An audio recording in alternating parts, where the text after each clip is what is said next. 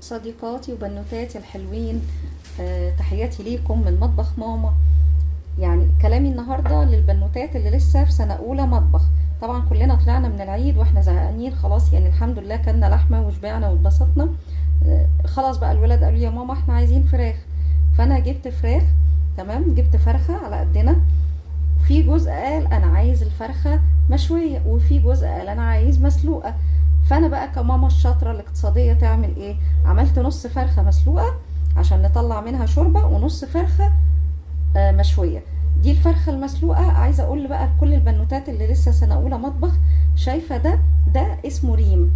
المفروض ان احنا يعني بعد ما بنغسل الفرخه كويس جدا بنحطها طبعا في يعني محلول النقع بتاعها، اللي هو عباره عن ليمون مع سكر مع ملح، عشان خاطر ايه؟ يعني تشيل كل الزفاره وتشيل كل حاجه. تمام.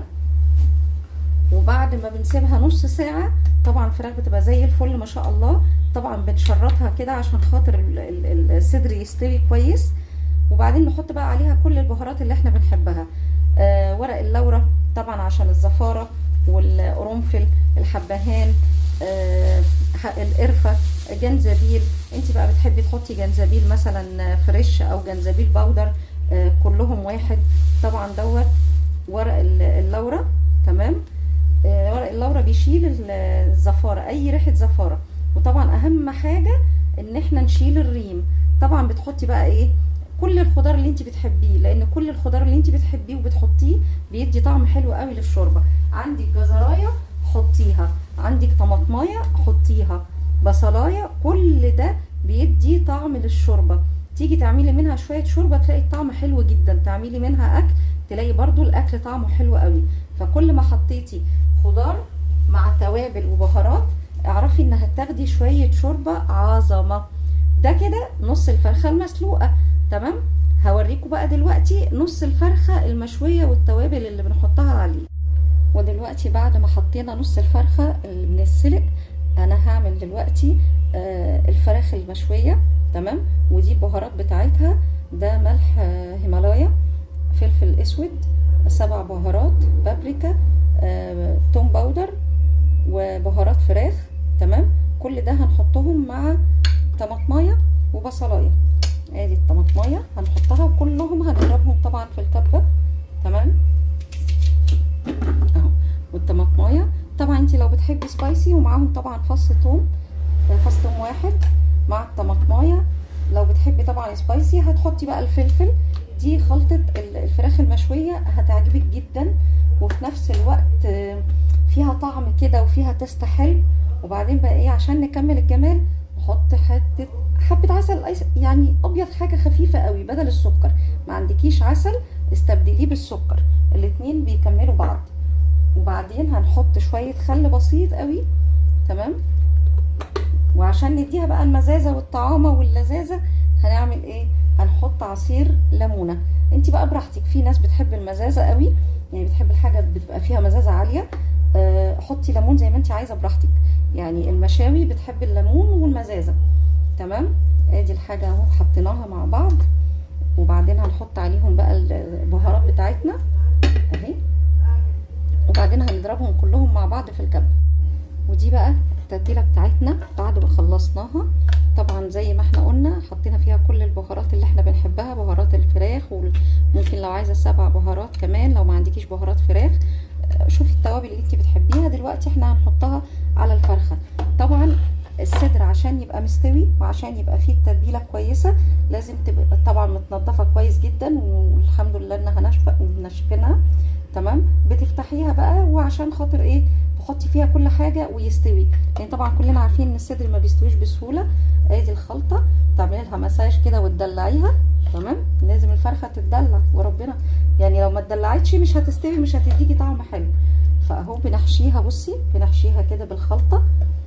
طبعا لو انت عندك وقت بتسيبيها مثلا في التلاجة مثلا ساعة ساعتين. حبيتي تعمليها مثلا من قبلها بليلة هتبقى طعمها حلو جدا، مش هتاخد معاكي وقت طبعا في التسوية. الورك اهو برضو بكون مشرطاه، وبعدين يا بنوتات يا حلوات، عايزه اقول لكم حاجه، ان الورك لازم تفتحيه وتغسلي من جوه قوي، عشان بيبقى فيه ماده الزلال، ودي الماده اللي بتعمل النقرس في العظم او في الرجل او في الركب.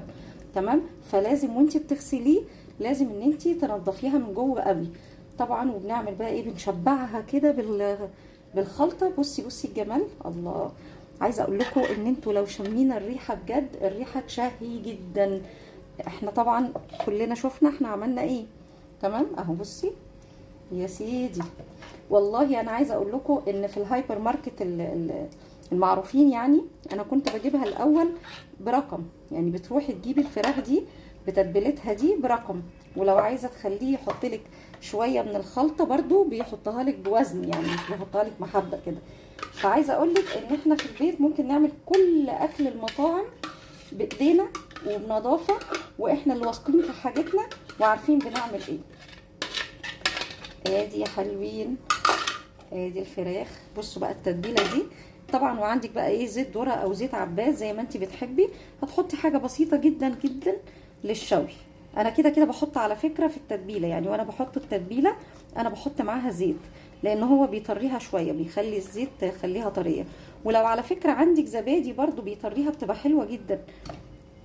بعد ما هنخلص بقى كده واطلعها لكم من الفرن، هوريها لكم بعد ما نخلصها. احنا بقى هنا يا بنات بنعمل الرز. طبعا انا عارفه ان كل المامهات اللي بيعملوا الرز شاطرين وحلوين وبيعرفوا يعملوا الرز. انا بعمل دوت للبنوتات اللي لسه سنه اولى جواز، او البنوتات اللي هي لسه هتدخل على جواز. طبعا انا بعمل رز بالشعريه لان انا عامله بسله مع الاكل.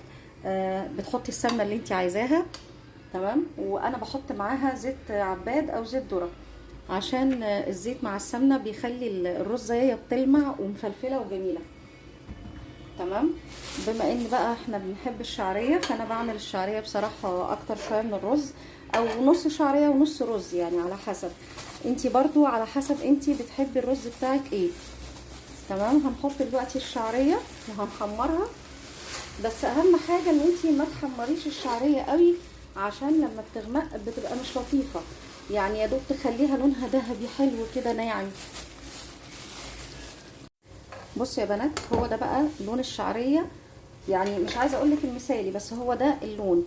انا مش عارفه، هي طبعا الاضاءه ممكن تكون مش مطلعه اللون صح، بس هو اللون ذهبي مش اسود. طبعا مصفيين الرز. تمام، بندلق الرز كده. عايزه اقول لكم بقى ان انت عشان تاخدي رزايه مفلفله ومش معجنه وطعمها حلو، لازم تشوحي الرز شويه مع الشعريه كده بتاع حوالي 5 دقايق، يعني تشربي كل السمنه في الرز وتحمريه عشان الرزايه تطلع لك مفلفله. طبعا اثناء ما انا بعمل الرز طبعا يعني كل حاجه شغاله، البسله على النار، الفراخ المسلوقه، الفراخ المشويه، كله بشتغل فيه في وقت واحد، وكل الاكل يخلص مع بعض في وقت واحد.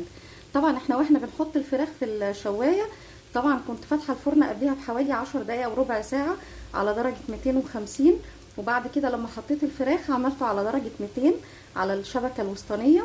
وبعد ما هخلص كل الاكل هوريكم الاكل مره واحده. بصوا يا بنات، بالنسبه لعيار الرز، طبعا انت بتعملي عيار الرز اللي هو يعني يبقى ايه، فوق الرز كده بعقله خفيفه.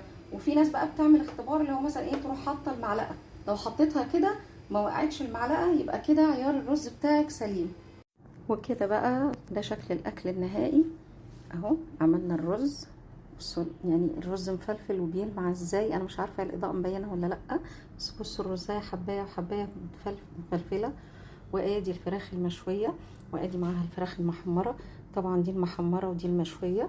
تمام، وعملنا بقى شويه شوربه، وهو ده النهارده الغدا، وبالهنا والشفا. يا رب يكون وصفة النهاردة عجبتكم والأكل عجبكم. طبعا أنا عارفة أن الإضاءة ظلمة الأكل شوية، بس إن شاء الله نتقابل في أكلة جديدة وعمايل جديدة من مطبخ ماما.